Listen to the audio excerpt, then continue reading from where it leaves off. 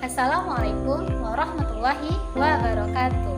Hai teman-teman, berjumpa lagi dengan saya Nofilda Handayani dengan NIM 201404050. Saya berasal dari kelas 4 MTKB di jurusan Tadus Matematika Fakultas Tarbiyah dan Keguruan di UI 5 Bonjol Padang. Video kali ini saya buat sebagai memenuhi tugas akhir saya di mata kuliah Evaluasi Pembelajaran Matematika dengan dosen pengampunya yaitu Ibu Nita Putri Utami MPD. Untuk lebih jelas dan lebih memahaminya, teman-teman bisa melihat dan mendengar video selanjutnya. Sampai jumpa. Baiklah, di sini saya akan menjelaskan materi-materinya. Yang pertama tes, yang kedua penilaian sikap, yang ketiga penilaian keterampilan. Dengan pokok pembahasannya, yang pertama kisi-kisi, yang kedua contoh soal, yang ketiga kunci jawaban, dan yang terakhir rubrik perskoran. Baiklah, kita masuk ke poin A, yaitu instrumen penilaian pengetahuan. Kisi-kisi instrumen tes kemampuan pemecahan masalah matematis pertemuan 1. Dalam jenjang sekolah SMP, kelas 8, semester 1, dalam waktu 80 menit, materi pola bilangan dan konfigurasi objek, jumlah soalnya ada 4 buah soal dengan dalam bentuk esai. Nah, nomor 1 yaitu kisi-kisi. Kompetensi dasarnya 3.1 membuat generalisasi dari pola pada baris bilangan dan baris konfigurasi objek. Yang kedua, indikator pencapaian kompetensinya yaitu 3.1.9 menentukan suku selanjutnya dari suatu baris bilangan dengan cara menggeneralisasi pola bilangan sebelumnya. Sedangkan indikator soal yang pertama, peserta didik mampu menentukan suku ke N dari suatu pola barisan bilangan dan konfigurasi objek. Sedangkan bentuk tesnya tertulis, dimensi proses kognitifnya C3, nomor soalnya pertama, bentuk soalnya esai. Indikator soal yang kedua yaitu peserta didik mampu menggeneralisasi pola bilangan dari barisan yang diketahui. Bentuk tesnya tertulis, dimensi proses kognitifnya C3, nomor soalnya 2, bentuk soalnya esai. Selanjutnya, indikator soal yang ketiga yaitu peserta didik mampu menyelesaikan masalah tentang gambar berpola. Bentuk tesnya tertulis, dimensi proses kognitifnya C4, nomor soalnya 3, bentuk soalnya esai. Sedangkan yang terakhir yaitu indikator soal yang keempat, peserta didik dapat memecahkan masalah nyata yang berkaitan dengan pola barisan bilangan dan konfigurasi objek.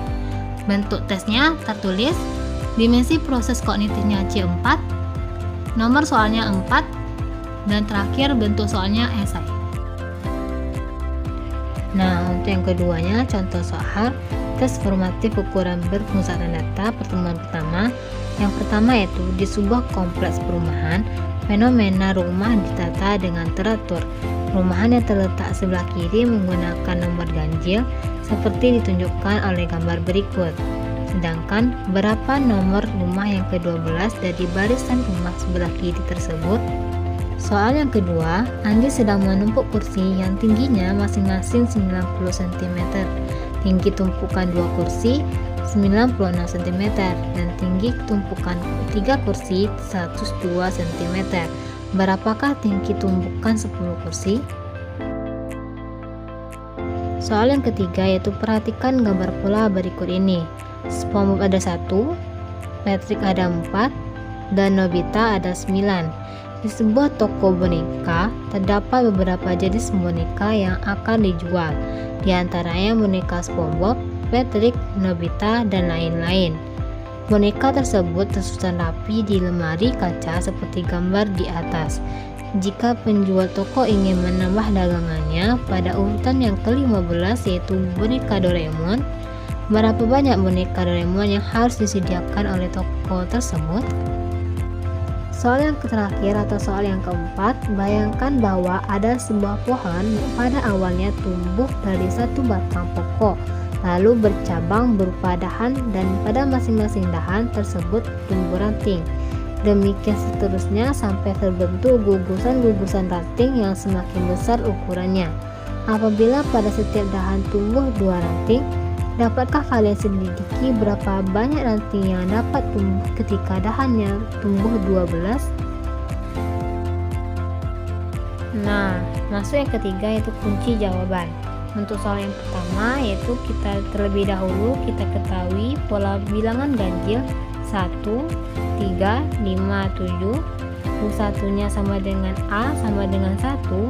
Yang ditanya yaitu nomor rumah urutan yang ke-12 dari barisan rumah. Penyelesaiannya menggunakan rumus pola bilangan ganjil. UN sama dengan 2N kurang 1 dengan N bilangan asli. N nya diganti dengan 12 sama dengan 2 kali 12 dikurang 1. 2 kali 12 kan 24, dikurang 1 menjadi 23. Jadi nomor rumah yang ke-12 dari barisan rumah tersebut yaitu nomor 23. Untuk jawaban yang nomor 2 yaitu diketahui U1 sama dengan A sama dengan 90. Yang B nya terdapat dari 96 dikurang 90 yaitu sama dengan 6. Yang ditanyakan tinggi tumpukan 10 kursi atau U10. Penyelesaiannya kita menggunakan rumus suku ke N barisan bilangan, yaitu UN sama dengan A ditambah N dikurang 1 dikali B. Lalu kita substitusi data-data ke dalam rumus tersebut, yaitu UN kita ganti dengan U10 sama dengan A nya tadi 90, N nya ada 10, dan B nya ada 6. Jadi 90 ditambah 10 dikurang 1 dikali 6. 90 ditambah 10 dikurang 1 9 dikali 6. 90 ditambah 9 kali 6 54. Jadi 90 ditambah 54 yaitu 144. Sehingga tumpukan 10 kursi diperoleh sebesar 144 cm. Kunci jawaban yang soal ketiga yaitu diketahui pola yang pertama jumlah boneka SpongeBob yaitu ada 1 buah. Pola yang kedua jumlah boneka Patrick ada 4 buah. Dan yang terakhir pola ketiga yaitu jumlah boneka Nobita ada 9 buah. Yang ditanya banyak boneka Doraemon yang harus dibeli untuk mengisi lemari urutan yang ke-15. Penyelesaiannya menggunakan rumus pola persegi UN sama dengan N pangkat 2. N nya yaitu 15, berarti U15 sama dengan 15 pangkat 2. 15 pangkat 2 sama saja dengan 15 kali 15. Jadi U15 sama dengan 225. Sehingga boneka Doraemon yang harus disediakan oleh toko tersebut yaitu sebanyak 225 boneka. Dan yang terakhir kunci jawaban soal nomor 4. Diketahui ilustrasi sebuah pohon digambarkan tumbuh 2 ranting pada setiap dahan. Perhatikan gambar ilustrasi di bawah ini. Yang ditanyanya yaitu dapatkah kalian selidiki berapa banyak ranting yang dapat tumbuh ketika dahannya tumbuh 12? Untuk penyelesaiannya yaitu banyak dahan ada 12.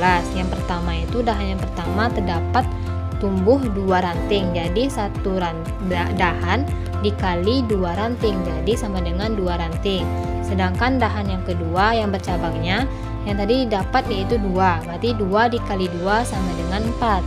Sedangkan dahan yang ketiga yaitu yang terdapat tadi ada 4, maka 4 dikali 2 sama dengan 8. Begitupun seterusnya yang terdapat pada dahan yang ke-12 yaitu sebanyak 2048 dikali 2 sama dengan 4096. Jadi banyak ranting yang dapat tumbuh ketika dahannya tumbuh 12 yaitu 4096 ranting. Untuk yang keempat yaitu rubrik penilaian tes formatif. Pedoman penskoran yaitu skor yang diperoleh per 16 dikali 100. Jadi untuk soal yang pertama jika dilakukan langkah-langkahnya jawabannya benar dan akan dikasih skor 4. Untuk soal yang kedua jika dibuatnya langkah-langkah dan jawabannya benar akan dikasih skor 4.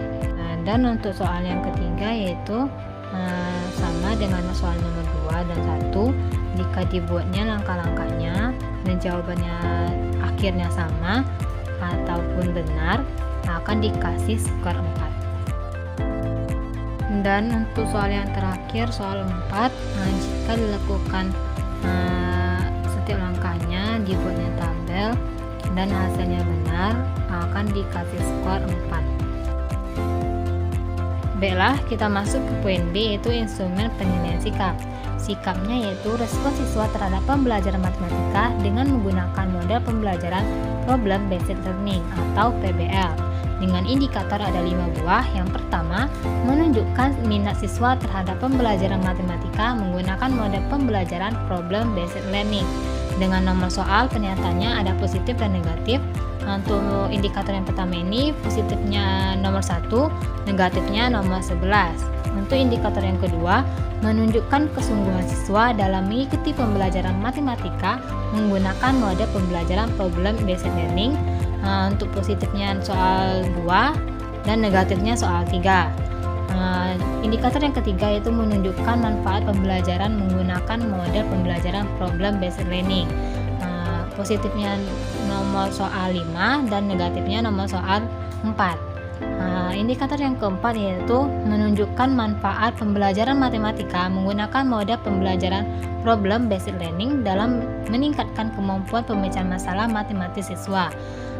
Sedangkan yang positifnya terdapat dalam nomor soal 6, 7, 10, sedangkan yang negatifnya terdapat dalam nomor soal 12.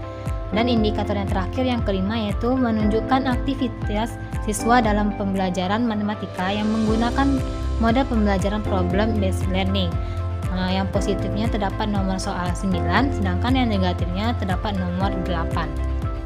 Baiklah, rubrik penskorannya. Aspek yang dinilai yang pertama memahami masalah, reaksi terhadap soal atau masalah, yaitu tidak memahami soal atau tidak ada jawaban dikasih skor 0, tidak memperhatikan syarat-syarat soal atau cara interpretasi soal kurang tepat dikasih skor 1. Sedangkan memahami soal dengan baik akan dikasih skor 2. Sedangkan aspek yang dinilai yang nomor 2 yaitu merencanakan penyelesaian, reaksi terhadap soal atau masalah.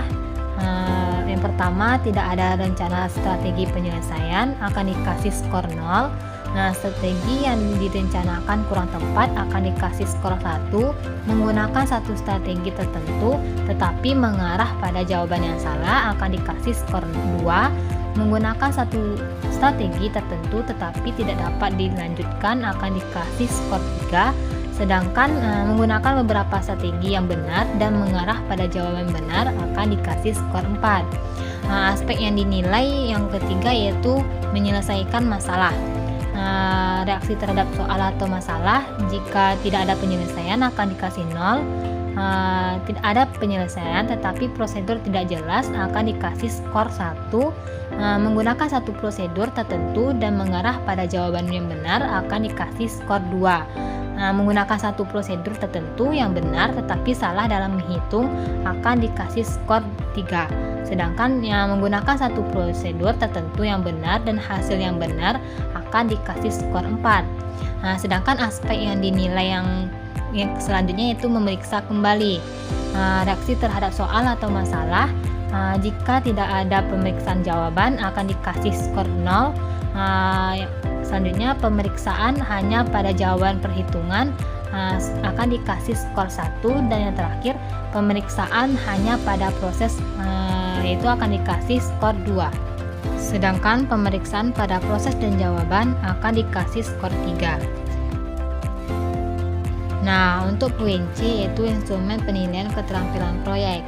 Jenjang sekolahnya SMP, kelasnya 8, semester 1, materinya pola bilangan dan konfigurasi objek, sedangkan jumlah soalnya ada 4 dalam bentuk esai dengan waktu 80 menit. Tugasnya langkah-langkah mengerjakan. Yang pertama, cari resi dari masing-masing soal.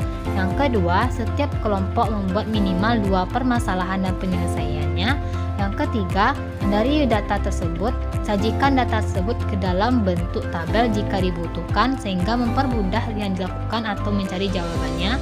Yang keempat, dari data tersebut, carilah suku ke N. Yang kelima, permasalahan dan menyelesaikan yang telah dibuat oleh kelompok ditulis dalam bentuk laporan yang berbentuk makalah atau Word.